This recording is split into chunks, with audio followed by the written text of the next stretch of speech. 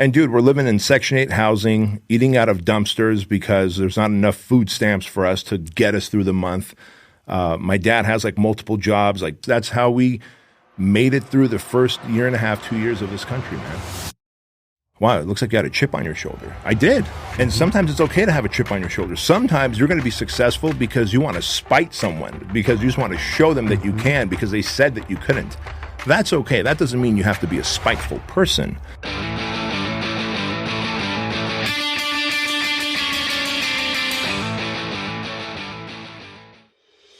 Pre-COVID, we were gaining about an average of 9 locations a month, just to give you an idea. Starting March of 2020 to March of 2021, in that 12-month period, we gained a total of 6. We went from 9 a month to a total of 6, and we lost 218. If that doesn't create a butthole pucker factor, bro, I don't know what does. We turned that corner and made it happen. And that's when I realized I can be a wartime. I'm a good wartime leader. I didn't just have a 10-year, 15-year run with a rabbit's foot up my ass. I know how to lead a team during the worst of times, and it was a good feeling, man. Yeah.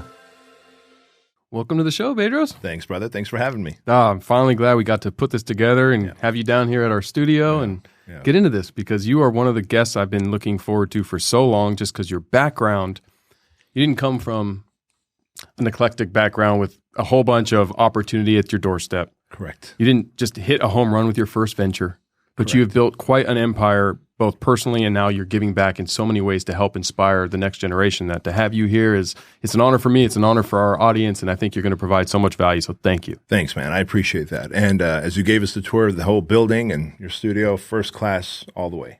Well, to quote a quote on our wall, which you'll sign later, Drew Brees has a saying that he put up there, which is, how you do anything is how you do everything. And while I didn't use it phrased that way, it means so much. And I think that's part of how you become successful, is by focusing on the small things. Fact. And we like to deliver that internally and actually eat our own dog food and be the example that we talk about. So thank you for noticing. Yes, sir. That's always great. But I want to start actually for our audience, because most people probably know you, the you today, with the personal brand, Fit Body Boot Camp, your coaching, even the new masterminds that you're doing with Dan Fleischman and helping that group. But for those who maybe don't understand your background, you immigrated here at 6 years old. Yeah. Immigrated from Armenia, which was at the time part of the Soviet Union. My dad, interestingly enough, was a member of the Communist Party, not by choice, even though they give you a choice. In 1974, the year I was born, they asked him if he wanted to be a member. Of course, if you say no, they ship you off to Siberia, never to be seen again. He said yes. And so, but he despised communism. And so this red passport that you get when you're part of the Communist Party, he put in a drawer, never used it, lived like a regular citizen. But because of he had connections and access, he was able to make some side money in Armenia and bribe some officials in the Soviet government to allow us to escape into Italy. And then from Rome, Italy, on June 16, 1980, we immigrated legally into the United States. Where did you land in the U.S.? Southern California. My dad had one friend of a friend who he knew in America. So in Rome, Italy, we went to the American consulate. They pumped my dad for information for 10 days because he was a member of the Communist Party. And, they said, all right, where do you want to go in the U.S.? He goes, California, Southern California, because I have a friend of a friend. And that friend of a friend let us stay. He had a 2-bedroom apartment, he and his wife. Had one room, and then he gave us, for 30 days, he gave us one of those bedrooms for a family of 5. So me, my brother, my older sister, my mom and dad stayed in one bedroom for 30 days. He said, after that, you guys are on your own, which was great. By that point, we went into Section 8 housing, government-assisted housing out here, and lived off food stamps. And that story is interesting because you are told by your mom and dad when you're a kid. I'm the baby of the family, right? So my older brother was 19. My sister was 21 when we came here. I was 6. Yeah. Wow. Yeah. I was the oops baby in the family. So, you're told like, all right, we're leaving Armenia. And I liked Italy. Rome was beautiful. I ate my first banana in Italy and I was like, oh, this is fucking delicious, right? And we're like, we're going to an even better place. I'm like, where? They're like, America. And, the way they described it was, store shelves are never going to be empty again, because that's what we would see in Armenia, in a communist country. Like, there's no snow where we're going to. There's none of this stuff. And so we get here, and dude, we're living in Section 8 housing, eating out of dumpsters because there's not enough food stamps for us to get us through the month. My dad has like multiple jobs, like passing out newspapers, pumping gas at a gas station. They found this, that the grocery stores would throw away food that was expired, but not necessarily gone bad yet. Being the smallest one in the family, my dad would lift me up into those blue dumpsters, and I'd fish out expired bread, expired cheese, expired ham, and we'd take it home. My mom would give it the smell test. She's like, it's good to go. And you ate it. And we ate it. That's how we made it through the first year and a half, 2 years of this country, man. Wow. And what was the turning point for your family at that phase? Like, how did it go from that to, how did you get out of that sphere? Because that's a sphere that I think traps a lot of immigrants. Yeah. So my dad was a tailor in Armenia.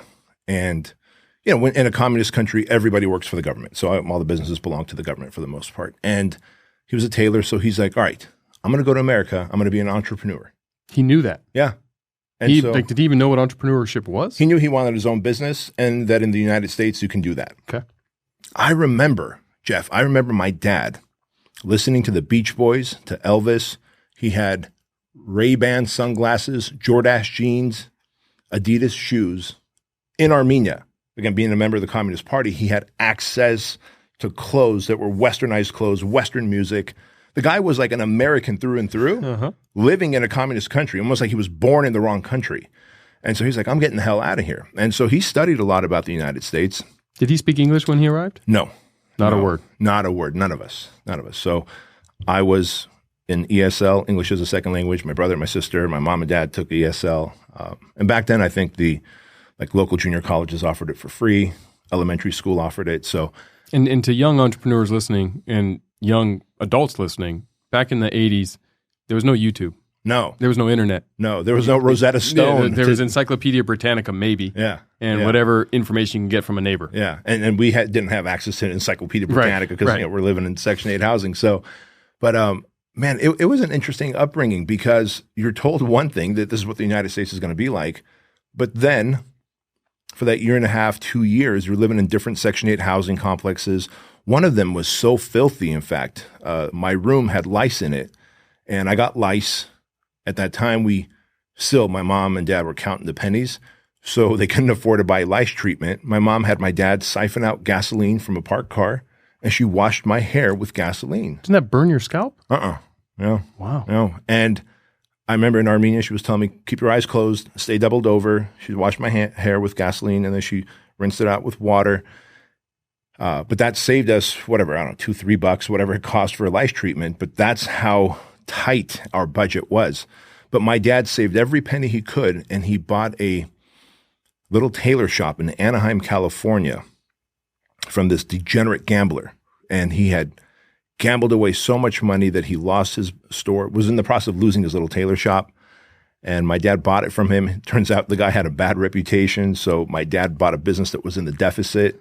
But 13 hours a day, 6 days a week, that business ended up getting him a house, one rental property, paid off a lot of the debt that we had acquired. Yeah. He managed his money well, and he taught us entrepreneurship. In that process, your brother and sister being already over the age of 18, did they stay with the nucleus family for a long time? Or did they end up branching off to try to seek opportunity? They ended up branching off pretty quick. I think within the first 3 years, my dad was like, I got to get this girl married. At the end of the day, well, one, in the Armenian culture, people marry early, especially like your daughter. You don't want her to be long in the tooth.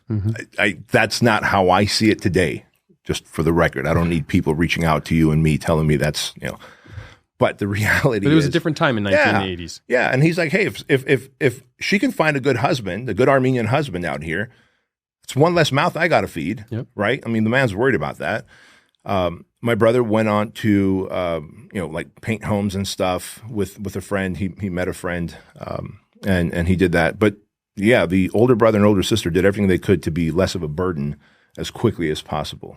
And as a young kid going through this, did you develop even a little bit of like a victim mindset, a jealous mindset of your peers that you were seeing in the schools that maybe didn't have the same rough upbringing, didn't have the same challenge that your family was going through, or did you even have the ability to understand that? Yeah, it wasn't such a victim mindset or a jealous mindset. What it was, though, is I said my dad had 3 jobs. He worked at a gas station. He had a paper route like at 2 a.m. And then this other third job that he had was he worked at a pizzeria in the back. And like we're talking about getting paid below minimum wage, like under the table cash, because we hadn't gotten our green card yet. We were in the process of getting our green card. And so he got my sister a job there too as a waitress. And the guy that owned that little pizzeria was very suggestive with my sister, was very foul with my sister, was sometimes a little too hands-on with my sister.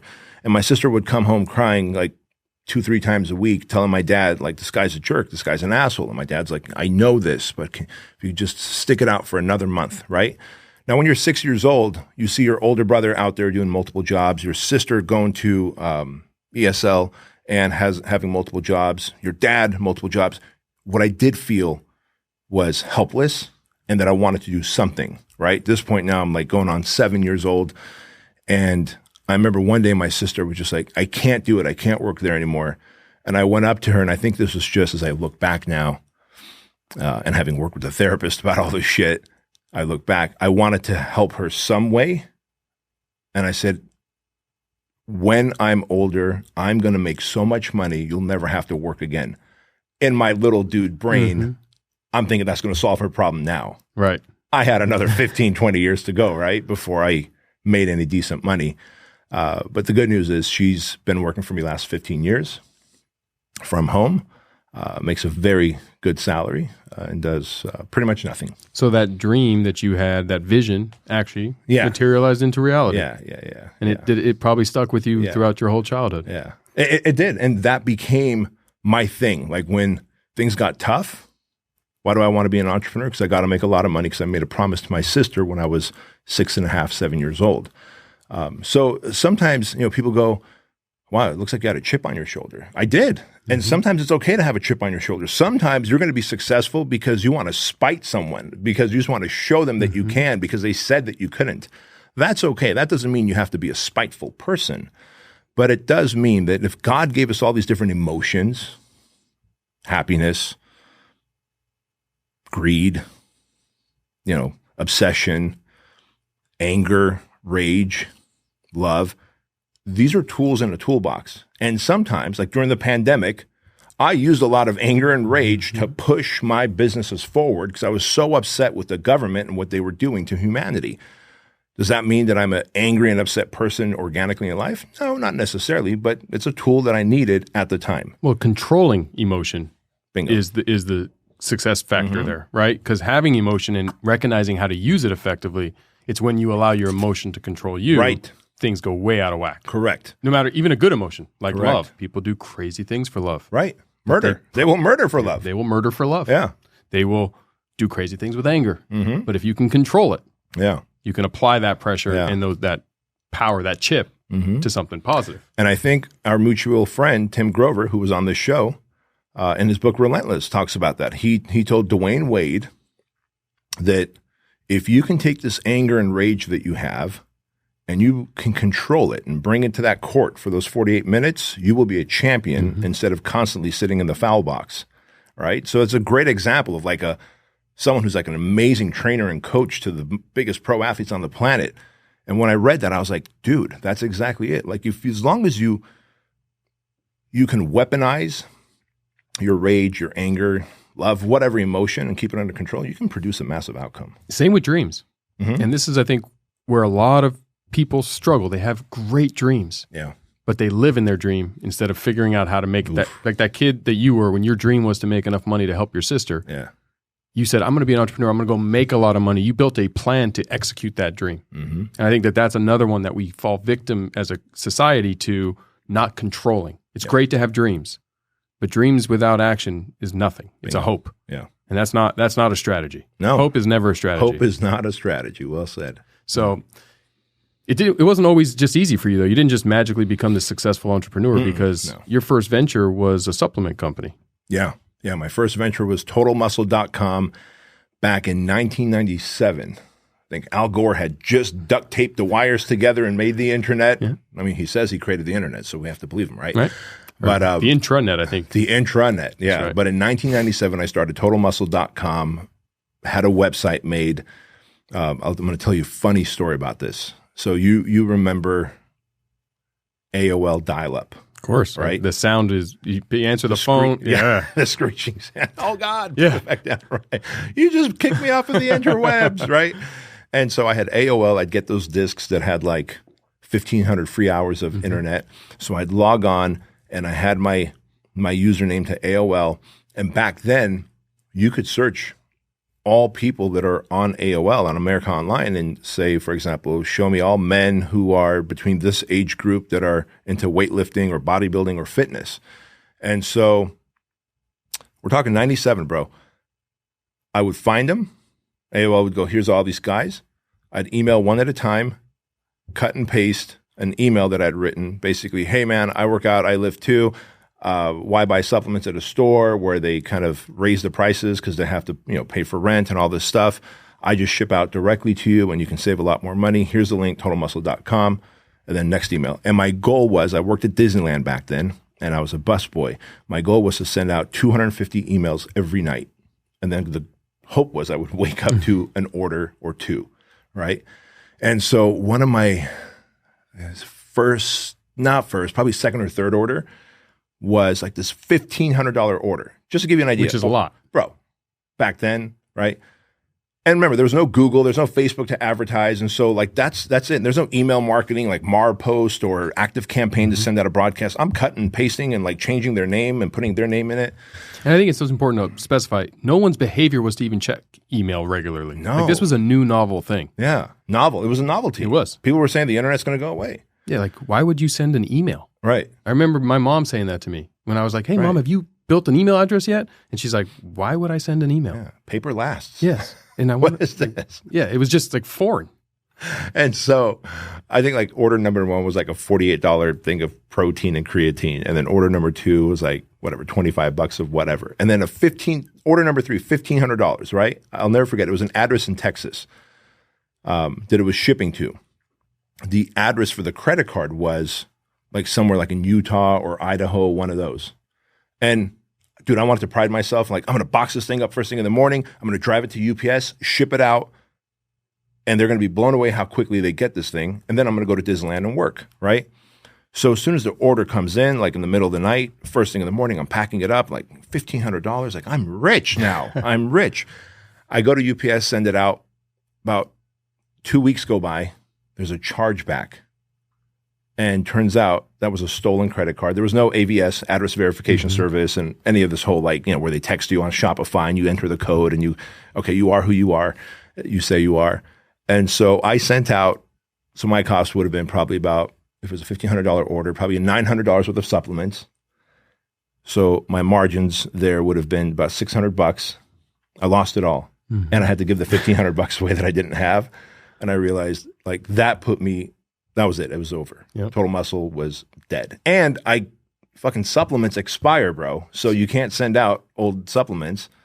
So between turnover and, random chargebacks, I was like, this is a broken business model. I'm done with it. But I wasn't done with the internet or being an entrepreneur. Just that first business model was god awful. How did you even find a place to co-pack or manufacture supplements without the internet to find the co-packers or manufacture supplements? I didn't do all. It was all brand name supplements, designer protein, like Isopure. Okay, so it wasn't your own. No. I was buying it from Europa, the same distributors that supplement companies or supplement stores would buy it from. The difference is I was storing it in my mom's bedroom, like in my spare bedroom, right? And so I didn't have a lease to pay. I didn't have employees to pay. I was it. Yep. And so to me, it made sense that I can sell the same designer brands for less. I just didn't get enough volume, and there wasn't enough technology to, keep the credit card numbers safe and accurate. So 1997, it died. Correct. The same year it was built. Yeah. And you're still working at Disneyland. Do you remember what you were making at Disneyland at the time? $13.50 an hour as a busboy. That's really good, actually. Yeah. Disney paid well, bro. Yeah. I was going to say, wow. I had stock options. Up to 5% of my check could go towards Disney stock, and I had maxed that out. I was working at Pazzo's Pizza in 1997, making $5.75 an hour. Holy crap. Which was minimum wage. Yeah. Plus tips. Sure. But I remember because to go into a movie was $5.25, and I remember with 2 hours of work, I could take my girlfriend to a movie. There you go. That's how I still remember. Isn't that funny how the math we do as young men? Yes. It's like, what can I get her for this? Yes. Yeah. I know I have Friday night coming. Yeah. Do I make enough? Right. As an entrepreneur, I know how meaningful it is to invest in the people and causes that are close to me. And on GoFundMe, it's easy, safe, and powerful to do just that. Whether you're supporting a family member, friend, local business, or charity. And whenever you make a donation, you're protected by the GoFundMe Giving Guarantee. Visit GoFundMe.com today to help make a positive difference in your community.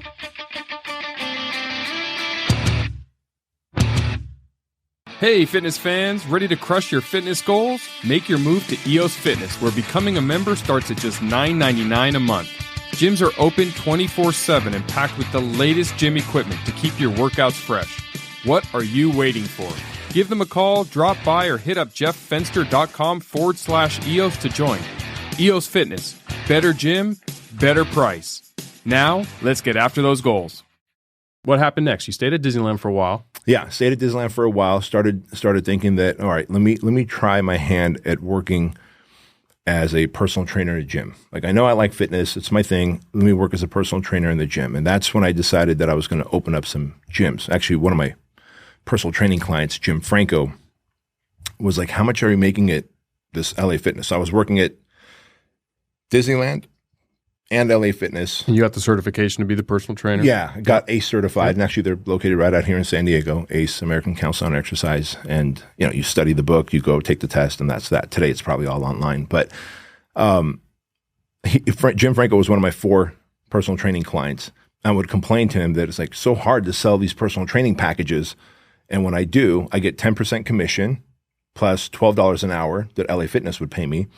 The gym would get majority of that money. And so Jim Franco, my personal training client, was like, well, why don't you open up your own personal training studio? I'm like, man, I don't know how. Like, I want to be an entrepreneur, but I tried the supplement thing online. It didn't work. He goes, if you can find like a 3,000, 4,000 square foot facility, I'll help you with your first location. I'll loan you 50 grand, be your 50% business partner, and you'll pay me back at 8%. Knowing what I know now, would have never taken those terms. Well, back then, 8% was actually not terrible. It wasn't terrible. It's not terrible in today's environment either, unfortunately. But the problem was, after paying him back, he's still my 50% business partner. It's definitely Shark Tank. He Shark Tanked me, which was great. I love the guy. Like, he's been like my rich dad, right? Yeah. Poor dad, rich dad. Yeah. And so I said, sure, fine, fantastic, let's do this. And he helped me open up my first gym, actually, right here off the 78. I used to live in San Marcos, California at the time, and right here off the 78. And it was successful. My best lead generation strategies were lead boxes inside of all fast food restaurants, because I figured out very quickly when I put these lead boxes in health food restaurants. What's a lead box? So, great question. If you're like 40 and older, you might remember a lead box. I don't know if they have them in stores now, but you walk into a store, it's a little box sitting on a counter for another business that says, win 1 week of free personal training, just put your name, email address, phone number, and do you want to lose weight, gain weight, or other? And then they would fill out. And it's a form they fill out. I do remember. It's the acrylic thing. It had the little pencil, and you fill out the paper, and you fold it and stick it in. Yes. I didn't know that was called a lead box. Lead box. I'm 40 exactly, so I remember. I just didn't know what it was called. Yeah. That's called a lead box, right? And so at first, I put all these lead boxes out, maybe like 20 lead boxes in health food stores, came back a week later to check. It's almost like fishing. You put all these poles in the water and you come back and check. Okay, well, there's like 2 leads in each box, and they're not even that good. Like, these are all healthy people, right? And I realized I know what I need to do. I need to put it into unhealthy restaurants. Like, people go and eat burgers and tacos and fried fish tacos and whatever. They feel guilty. Bro, when I put the lead boxes in unhealthy places, and I think out of guilt, they're ordering pizza, but I'm going to apply for free personal training. My leads like quintupled. Like, it was just bananas how many leads I was getting. Some of those leads were stupid. Like, it says, check off if you want to lose weight, gain muscle, or other. The other would be like, I want a bigger penis, right? So whatever. About half the leads were just stupid. Sure. But the other half were legit. And I would call and say, hey, you know what? You get a free week. That means you get 3 free personal training sessions. So everybody won the free week. And then on the strength of that 3 personal training sessions, we would sell them a 6 or 12-month package, anywhere from 2, 3, or 4 times a week program. And once I had nailed down that process, now it was time to scale. That was my first experience in scaling. Mm-hmm. So I said, hey, Jim, I think I'm doing well here. I'm going to open up location 2. He's like, do you need a partner? I'm like, nope. I got this, right? So he was my business partner in Premier Results. At the time, that was the name of my gyms out here. And then I opened up location 2. Where was location 2? Location 2 was Kearney Mesa. Okay. Location 3 was Murrieta. So off the 15, going the other way, right? Location 4 was, I lived in San Marcos, Escondido, and then Vista. And so I kind of had the 78 covered on both ends. And this worked out really well. Yeah. It was all one-on-one personal training, 30-minute sessions. And you were hiring trainers? I was hiring trainers. Yeah, they weren't paying me rent. I would do exactly what LA Fitness was doing to me. Yep. I had a manager in every location doing sales, and the personal trainers would deliver the results. And then if they can resell Jeff on a 6-month package because they were really good, now they'll get a commission, right? Otherwise, they're getting an hourly, and that was that. Every location had 10 to 15 personal trainers, and there we went. And then a brand called Crunch Fitness that wasn't that popular back then was coming through San Diego. Now, I got to tell you something. Like, this is, again, for entrepreneurs. Back then, the late 90s, early 2000s, personal training was sold by 1 session at a time, 5-session blocks. You're a baller if you can sell a client 10 sessions and then they're going to use it how they want, right? Well, I learned from LA Fitness that I can sell a 6-month membership 3 times a week, 4 times a week, 12-month. And so I did that. The only reason Crunch Fitness was interested in buying me out was not because of our brand that we had built in San Diego, our receivables. Those subscriptions. The subscriptions, right? Exactly. Smart. And so Jim Franco, when I told Jim Franco, I'm like, Jim, this company's coming through and they want to buy us out. He's like, no kidding. That's great. He goes, that's because your business has legs. And I'd never heard that term before. I go, what do you mean legs? He goes, you can sell once and collect money over and over again until that term runs out. And he owned a software company, so he was very familiar with that. Yeah. And dude, once I realized the value of recurring revenue and subscription, now 8 of my 9 companies are all subscription based. Because of the legs. Yeah, it's got legs. And you took a business that didn't traditionally have subscription and implemented it. Yeah. And everybody said this will never work in the personal training industry. I went from 60-minute workouts to 30-minute sessions, still charging 60-minute prices, right? And when clients would have indigestion about it, I'd say, look, we just give you the same results in half the time. So you win 30 minutes back. And that was the script I had taught. It's a good line. Right? Yeah. Like, who doesn't want more time back? So we're charging 4-minute abs. 4 minutes. If you can give it to me in 4 minutes, I want it. Right, exactly. 4-minute abs. And so that worked out well. Subscription worked out well. And the industry, in fact, I applied to speak at the NSCA. NSCA is another certification organization. NSCA conference. And they sent me a rejection letter. And I had applied to speak on business development for personal trainers. And they're like, got to talk about posterior chain. You got to talk about like knee mobility. I'm like, we're all well educated on this stuff, and we're all broke personal trainers that have 3 other side jobs. Like, I figured out how to make money as a personal trainer, like a lot of it, right? They rejected my request to speak. So then I applied at the IDEA World Conference, which is also based out of San Diego. I forget what IDEA stands for, but it's the Fitness World Conference. Again, they reject me. I apply for the URSA. It's a health club thing, right? I'm like, surely health clubs, they have personal training departments inside. They're going to want to know this. They rejected me. So there's something beautiful about just beating your own path, going from 60-minute sessions to 30-minute sessions, going from small blocks of training packages to like selling subscriptions. I've always gone against what majority has said was this is how we do things in the industry. It's like, I'm going to try something different. And fresh eyes and disruption. Yes. Bro, once I got rejected 3 times, I'm like, okay, they obviously don't want personal trainers to be successful. They just want you to know where the muscle inserts, originates, and the ATP system and how creatine functions in your body. I don't give a fuck about how much money you make. So I created this event called Fitness Business Summit. And my whole copy was, I'm assuming you're a really good personal trainer. You've been certified through all these different organizations. You keep getting certified thinking this one more certification is going to make you rich and teach you how to get more clients. It's not. You're just over-certified, but you're undereducated as an entrepreneur. Fitness Business Summit assumes that you're great at what you do. You just don't know how to market, sell, scale. And I'm going to teach you that. Within 3 years, I had 1,500 attendees come into this. And what did it cost me as a trainer to come? I wasn't smart enough to have different levels of selling seats. I think the first FBS in 2007 was $199. Okay. And then it scaled to like $450 at its peak. I ran that for 11 years. And what's great is, whether you realize it or not, you're also building a community. I had no idea. Yeah. And I was building a community. You were building a community Later before social media. Yeah. Before community building was a thing. Mm-hmm. And a brand. And a brand. Your own personal brand, but also the summit. Yeah. And I had no idea. Later, IDEA wanted to buy the summit. How funny that, right? Course. They were like, you got to come and speak at our event. I'm like, aren't you the guys the one that sent me this paper letter of rejection, right? We couldn't get the deal, so we couldn't agree on the pricing and the terms, and so I didn't sell them a Fitness Business Summit. But, dude, I'd built a personal brand, and later the people that would come to Fitness Business Summit ended up being my early adopters of Fit Body Bootcamp, of our franchise. And what was the transition from your gym, your original gyms, to Fit Body Bootcamp? So once I sold Premier Results, you did end up selling it to Crunch. Yeah. Once I sold the Fit Body Premier Results, by this point now we're talking like early 2003, 2004, and I realized, okay, I can do coaching and consulting for personal trainers. So I was now a coach and a consultant. I started my coaching consulting experience early because I just built and sold 5 gyms. And I also realized that as I'm doing the coaching and consulting, this is awesome, but I have nothing that I can sell.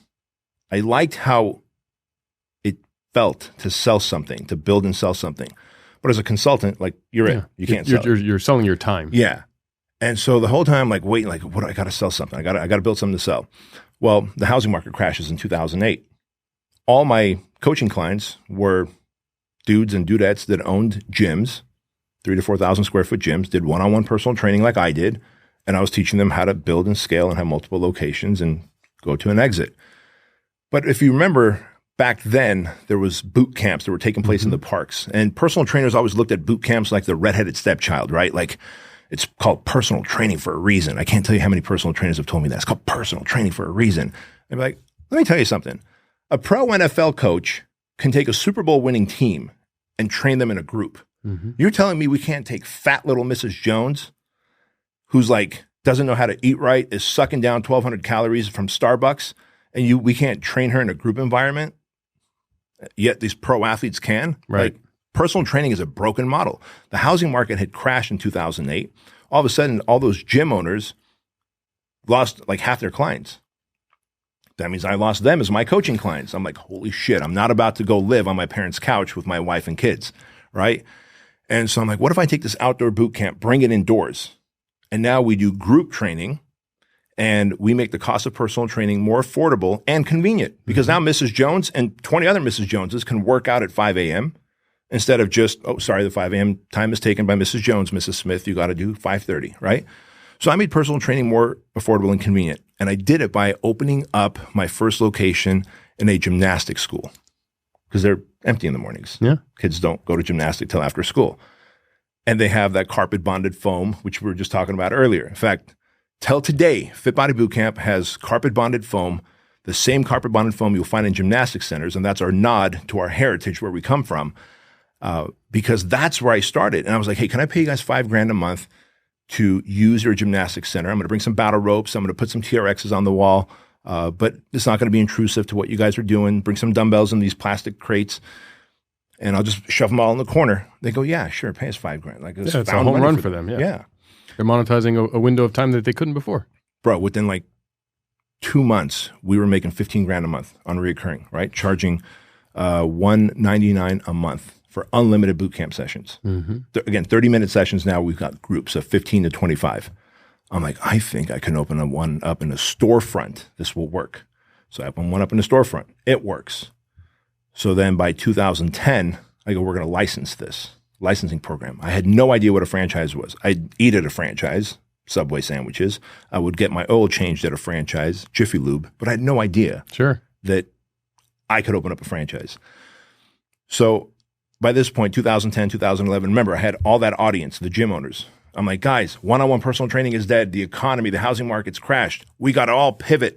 You can't do outdoor boot camp in Minnesota. It rains, it snows. You got to bring it indoors. You got to have equipment. You need structure. I've created that and I've proven that twice. And so we launched Fit Body Boot Camp as a licensing program. But back then, CrossFit was also doing an affiliate program, which is licensing. Yep. And I noticed that CrossFit's, they would open two of them up right across the street from each other. And it was literally duke it out, survival of the fittest. And I was like, well, I don't want my licensees to duke it out. So I'm going to give every licensee a 5-mile protected territory. And dude, just to show you like how ignorance is bliss. Like if anyone watching or listening to this is like, I got to figure it all out. No, you don't. Because I remember giving our Huntington Beach Fit Body Bootcamp location a 5-mile radius. Bro, 2.5 miles of it was in the fucking Pacific Ocean. Yep. I wasn't even smart enough to go like, here's what your radius needs to look like because you're on the ocean, right? And so you don't have to be that smart. You just have to move and pivot, move and pivot.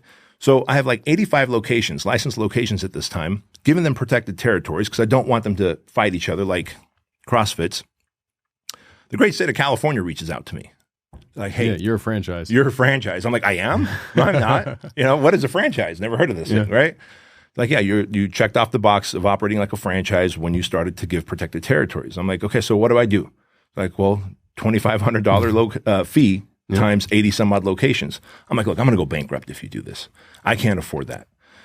And these 80 some odd locations that are open now or about to open are not going to have a coach to mentor them.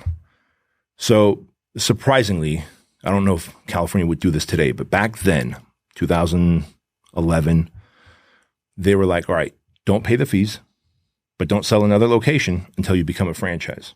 FTDs, franchise lawyers, legal documents, standard operating audits, procedures, standard operating, all of it, right? So I didn't know. So I was like, okay, got it. $87,000 later, and almost 12 months later, you know this, I'm now a franchise. Yay! So late 2012, we become a franchise. And so then I turned to all my licensees. I'm like, will you guys sign this franchise agreement? And they do. And immediately we become one of the fastest growing franchises overnight. Yep. So now we're getting accolades by like Inc. 5000 magazine, entrepreneur. So this is why I sometimes was like, I think I have a rabbit's foot up my ass, right? Because just what was supposed to be a disaster, I pivot, beg and plead, figure it out, stay up late at night trying to figure out what franchising is. And then somehow it works out. But I realized it's also work. And it's it's the consistent effort every day. You just said it. I move and pivot. There was never a moment where you said, let me just sit here and hope it works out. Or, no. Oh, I'm so sorry, guys. It's a failure. You kept moving like water, and water will find cracks. Water will find, I love that. Water will find cracks. And God knows I found the cracks, bro. And that led to, so about 2/3 of my licensees converted almost instantly within like a 30, 40-day period. So we started getting accolades like, wow, this company, Fit Body Bootcamp, comes out of nowhere. This franchise growing like a weed. And so we got more franchisees on board. But that's how Fit Body Bootcamp kind of came to be. And today it's this international brand. 600 plus locations. Yeah, across U.S. and Canada and growing. But again, success is great, but things happen. COVID occurred and you lost over 200 gyms. Yeah, we had a massive contraction in 2020. 218 locations we lost. And our cadence of adding gyms, so we were adding, pre-COVID, we were gaining about an average of 9 locations a month, just to give you an idea. During the entire year of 2020, starting March of 2020 to March of 2021, in that 12-month period, we gained a total of 6. We went from 9 a month to a total of 6. And we lost 218. If that doesn't create a butthole pucker factor, bro, I don't know what does. Yep. The 2 PPP loans that from the government, we got and used up, like it evaporated before it hit the bank account. Yep. The SBIL loan or whatever that is, where it's the bigger loan for a longer period of time, burnt through that. I'm looking around like, what do I have to sell? Kidneys, 401ks. Okay, dump the 401ks. Got it. What else? Those 2 rental properties I own, dump them. Like I knew that if I can get onto the other side of this franchise or this pandemic, that Fit Body Bootcamp will survive. But I'm like, now I've gone to war. I've become the virus against the virus. Like I had just this, I'm going to go to war and someone's going to die, either the virus or me. But it's not going to be me. Yep. So I sold my rental properties that I had at the time, whatever I could. And what I didn't want to do was dilute my equity, because we did have potential investors come to me and offer me, as you can imagine, pennies on the dollar. And I did not take offense to it. Like some of them were pretty good friends. And I did not take any offense to it because you have to be a savvy investor to be an investor. Correct. And so if you can get a good deal and strike when there's blood on the street, then strike. Yeah. They know it's a good operator. Yeah. Right? Okay, B is a good operator. He's just going through hard times. He's running out of money. Hey, would you like to, what if we give you $11 million for X percentage of Fit Body Bootcamp? I was like, no, thanks. I'm good. I'm good. I'll figure it out. And then I panically went and tried to find the cracks as water would. And, but we did. And thankfully we were able to turn a corner, and we went to our location owners and we're like, hey, do you want to buy a third, fourth, fifth location? And then we started looking for multi-outlet owners, et cetera. But we turned that corner and made it happen. And that's when I realized I can be a wartime. I'm a good wartime leader. I didn't just have a 10-year, 15-year run with a rabbit's foot up my ass. I know how to lead a team during the worst of times. And it was a good feeling, man. Yeah. And it's impressive. I mean, and what I love about you as the coach, because I don't think you have to be an operator or experienced to be a great coach. Phil Jackson was, he played in the NBA, but he was one of the best coaches of all time. Red Auerbach, one of the best NBA coaches of all time. Probably not the best players like a Michael Jordan or a Kobe Bryant. But Michael Jordan wasn't going to be a good coach. Right. You're a great tactician and a great coach, and you can provide that coaching for your client base because of those two factors. Yeah. The fact that you know how to operate in times of good and succeed, but you also, as you just said, you can handle the wartime. Yeah. And that not everyone can do both. No, and I think that is what made me unique, and that is what makes my coaching programs successful. And I realize I charge an obscene amount for coaching, but people see that, okay, because everyone's always watching, bro. With social media and the internet, people are like, okay, this guy owns a franchise. He's been growing and posting about it all these years. 2020 is going to take him down. It's like, oh, shit. He didn't go down in 2020. He didn't dilute his equity. Oh, shit, he's growing again. Yep. Maybe I do need coaching from you. Here's my $100,000. Yep. Right? And that's, the proof is in the pudding. If you've been in the trenches long enough and you can prove that you've done what is supposed to be done in a trench, people will pay you for that ability to time collapse for them. Well, and I think most people don't understand the power of coaching. Right. They don't realize that even the highest performers, the Michael Jordans, the LeBron James, they have coaches. Mm-hmm. Tom Hanks has an acting coach. Yep. Beyonce had a singing coach. Yep. Doesn't mean they can do it better than you, but they can collapse time. Yeah. They can also see from 30,000 feet because they're not living it like you are. Outside eyes. Outside eyes, that fresh eyes. Yeah. And making sure that people pay you for your time, because I hear from a lot of my friends who have expensive coaching programs, but they're very successful and they can implement and develop individuals to get that level of success. Why should it cost $100,000? It should for two reasons. One, you're a premium product. Mm-hmm. That coaching program is unique. It's premium, and I'm going to get so much success. But two, if it doesn't hurt a little bit to invest, they're not going to be a good student, which dilutes your brand. Yeah. And it's a quid pro quo that not enough customers of coaching understand. Correct. They think, well, why am I going to spend so much? If it doesn't sting a little bit, are you going to put forth the effort to get the results? Because you have to put forth the effort. Yeah. I can give you the map. Effort is required for results. Effort is required. Yeah. And when it stings a little bit and you realize if Ferraris were not expensive, everyone would have them, and it would no longer be the definition of success in the automobile industry, right? The value proposition would change. Hey, everybody. Looking for great insights? Entrepreneur.com's podcast network is the place for you. Check out podcasts like Problem Solvers and Smart Passive Income for smart advice. Hear true stories on how success happens, financial updates on dirty money, deep dives with Behind the Review, and food trends on restaurant influencers. And don't miss my new show. It's all at entrepreneur.com/listen. Let's start our success journey today. Hey there, it's your host, Jeff Fenster, and I have something very exciting to share with you today. Here on the Jeff Fenster Show, we're all about growth, both personally and professionally. Speaking of growth, have you ever heard of Everbowl? As the proud founder of Everbowl, I can tell you firsthand that we're on a mission to help everyone unevolve, to live actively and eat stuff that's been around forever. Imagine stepping back into a world where everything you eat is fresh, nourishing, and packed with nutrients. At Everbowl, we've got you covered with our wide range of superfood bowls. But it's not just about the food. It's about a community of like-minded individuals who are determined to embrace a vibrant, fulfilling lifestyle. Join us on this journey as we redefine what it means to be healthy and active. So if you're ready to unevolve and be the best version of yourself, head over to everbowl.com and check out our menu.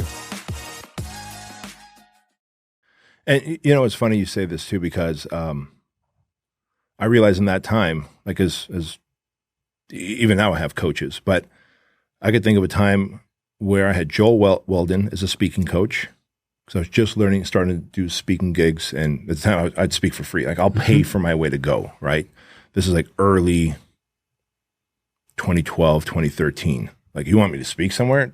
I'm there. I'll pay for the way. I'll stay at the Motel 6, whatever. But I had Joe Weldon as a speaking coach, Frank Kern as a copywriting coach, and Joe Polish as a business coach. At one time, all three of them, I was paying all three of them. I realized I grew up with a lot of trauma. Like, I had a lot of trauma as a child growing up, and I realized it was a limiting factor in my relationship and my business and my personal development. I went and worked with a psychologist, Kevin Downing, out in Brea here, for 15 months straight. Like, that's coaching. I wanted to time collapse my ability to learn jujitsu. So I didn't just go do jujitsu class. I hired a jujitsu instructor, and I said, can you come and teach me 3 times a week in my gym?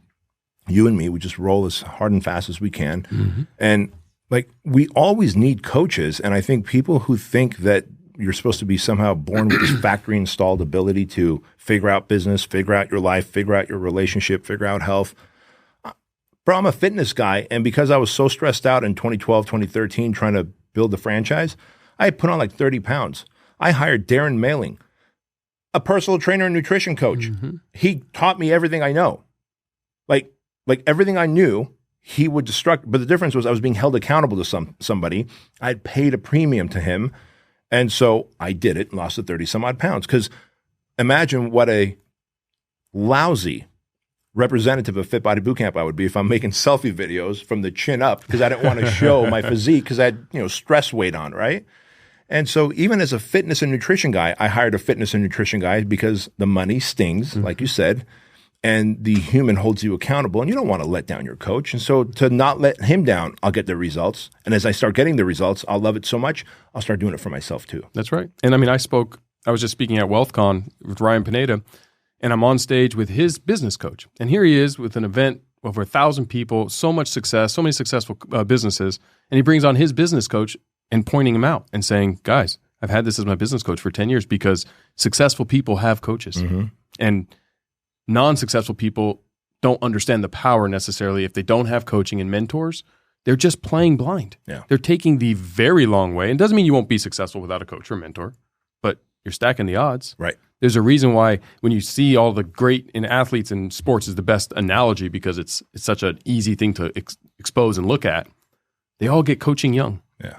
Right? They've been coached by the best. And they just collapse time, the way you said it. They collapse time and increase the probability of success. Yeah. And help you. And how often has a good coach or mentor or, now is like we've built our networks, right? Like made the right introduction. I could think of Joe Polish making several introductions, Frank Kern making several introductions, Dean Graziosi making several introductions. I've had so many great people that I've hired make introductions for me and open doors for me. So it's not just what they tell you and teach you and the accountability factor, but they're connected. And sometimes it's a pay-to-play business. Everything is. Yeah. Life is. I tell people, they're like, how do I connect with Dan Fleischman? You might want to come to Operation Black Site. You might want to come to one of his live events, because when you come pay to play, he will give you more of his time. That's just how it is. I mean, we met on a stage at one of Dan's events. Yes. And we built a friendship from there. Yep. And maybe we do, maybe we don't do business, but we have access to each other's relationship network, access to each other's information, business acumen. And then you start to realize that these coaches and these mentors become your friends and you have access to their network. But what's great is if I hire you as my coach, you have other students. I'm going to get to access to them as well. Yep. And who knows what kind of synergies come from that. Right. Business deals, opportunities. Trials and tribulations, struggles. Yep. Hey, how are you dealing with? And now you're building a community that you didn't have before. So a lot of people who are like, well, I don't live in the West Coast. I live in Middle America without access to some of these great minds. Hire coaches. Yeah. Get access to the community. Yeah. So you talk about Operation Black Site. which is an awesome event. Yeah. I think I was at your last. Well, I think your last one at the ranch. Mm-hmm. Yep. And I love what you guys are doing because this is a unique and different kind of mastermind. How would you sum it up in one sentence for those who maybe don't know what it is? Yeah. So Operation Blackside is if you're a patriot and you believe that as an entrepreneur, you also have the role and responsibility to be a protector and look after your family, your tribe, your people, male or female, then you want to come to Operation Blackside because not only do we do the mastermindings and bring some intelligent people like yourself and others to speak during the lunch breaks and dinner breaks, but then you've got like literally a Captain America, Tim Kennedy, teaching you how to use a pistol to defend yourself, right? And people are like, well, I don't have pistol experience. You can start at exactly zero. I've never touched a pistol before. We've had many people come through Operation Blackside. They've never touched a pistol before. Tim Kennedy, Ray, who's a Navy SEAL, they are so good at working with you with the pellet gun first and elevating you to a real pistol. And then you've got Michael Chandler, one of the top UFC fighters right now, teaching you how to grapple and roll and jujitsu and moves and strikes that you could do to protect yourself. And then you've got Chris Weichman, he was an Air Force Special Forces SEER instructor. I think SEER stands for Survive, Escape, Resist, Evade. So like if any of our top military dudes got caught behind enemy lines, how they could survive, escape, resist, evade. He teaches like entrepreneurs. And in fact, wasn't there some entrepreneur a couple of years ago? He kind of posted that he was at some party and then some dudes tried to kidnap him as he was leaving the party.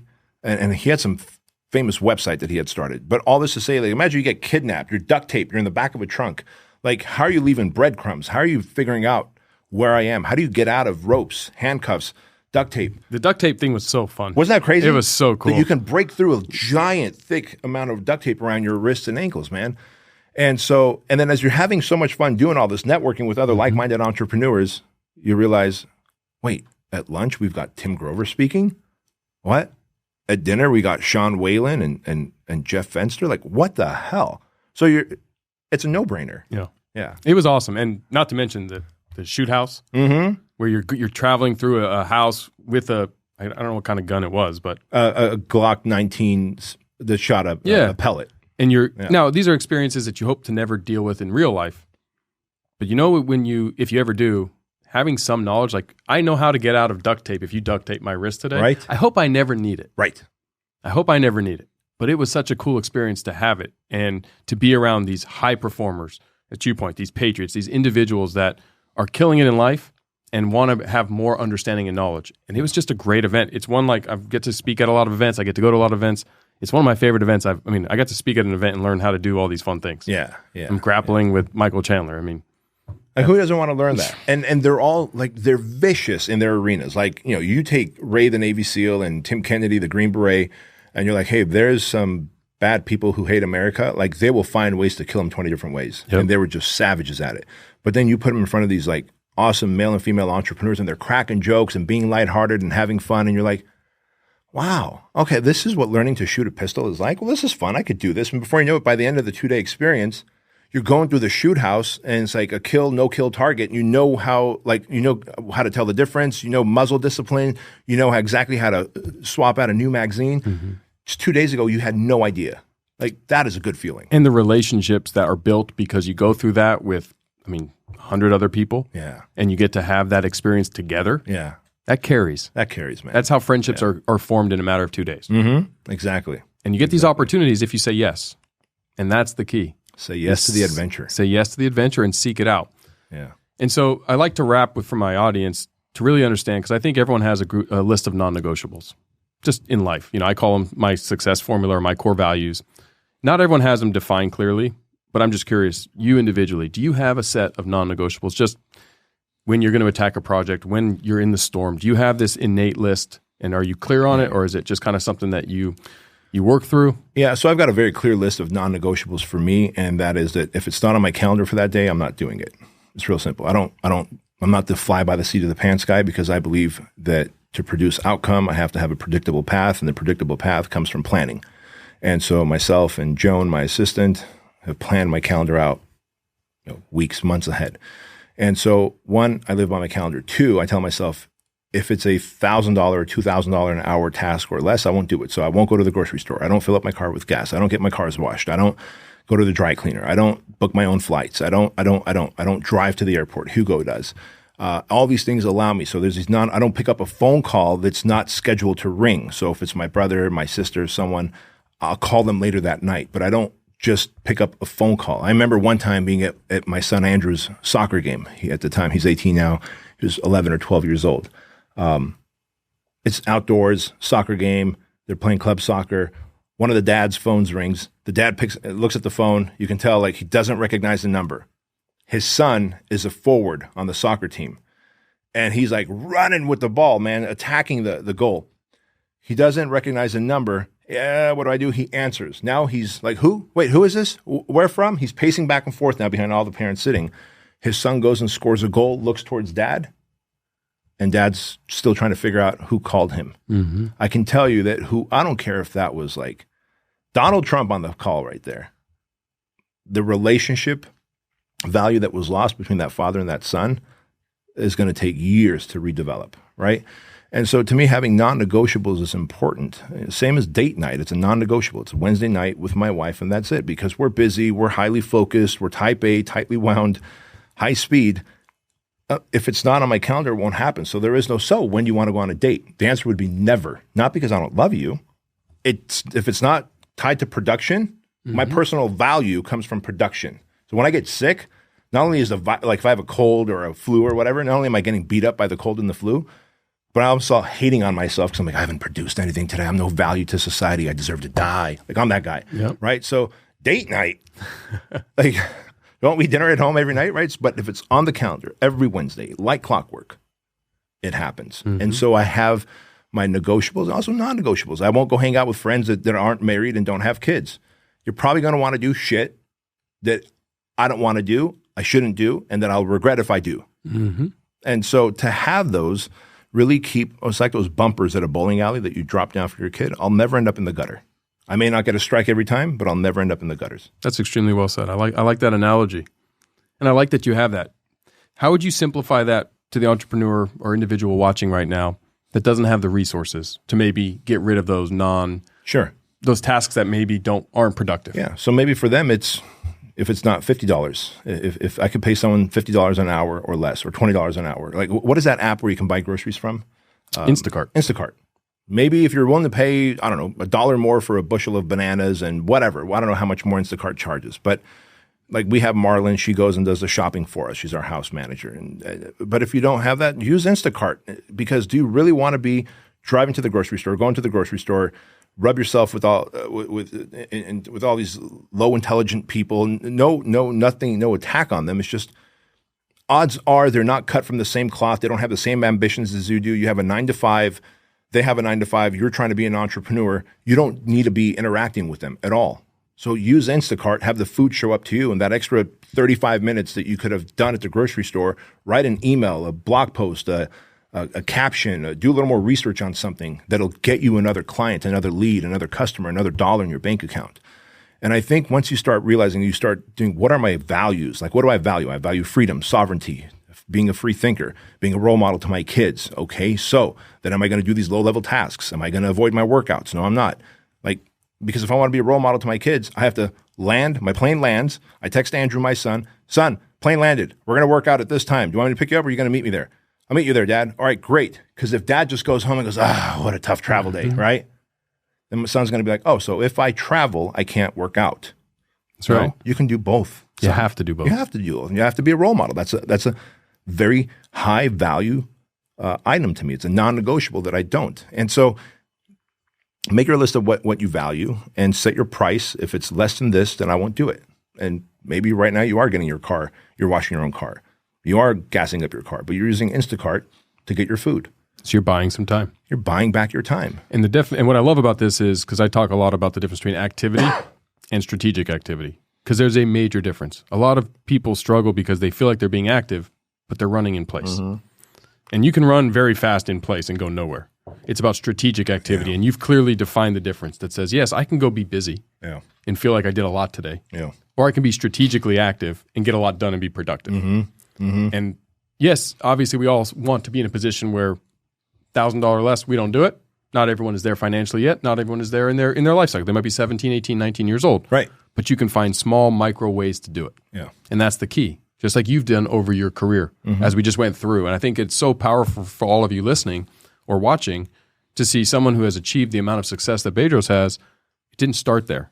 And he's had so many valleys and hills to climb and falling in the dumps. And as he said, oh my gosh, am I going to go back to living on my mom's couch with my wife and kids? No. And he became water, and he kept moving, and he kept finding and defining and continuously, as you said, pivoting, moving. What happens is you find success on that journey. Yeah, well said. So, Bedros, I want to thank you so much for coming today. Brother. I mean, I think for the audience, you're such an inspiration for me, someone that I've looked up to as a friend, but a privilege to get to know you and just feed off that energy, because you really are all those things. You are the guy that you represent online, on stage, off air. What people don't see, if they don't have that relationship with you, you truly embody it. Thank you. And so that's unique in today's environment, and excited for all of the things you're doing. You are helping Americans, you are helping entrepreneurs, you are helping more people achieve success. So I just want to thank you again for coming down. This has been awesome. Jeff, that means a lot, man. And I want to thank you for the opportunity. It's not lost on me that, some great humans have sat behind this microphone, and now I get to be one of them, and I appreciate that opportunity. Well, thank you. Yep. This was awesome. Thank you. Thank you so much for listening. If you're looking to level up your relationship capital game, then take a minute and text the word Jeff to 33777 for a free copy of my Network to Millions playbook. The link will also be provided in the show notes below. See you guys next time.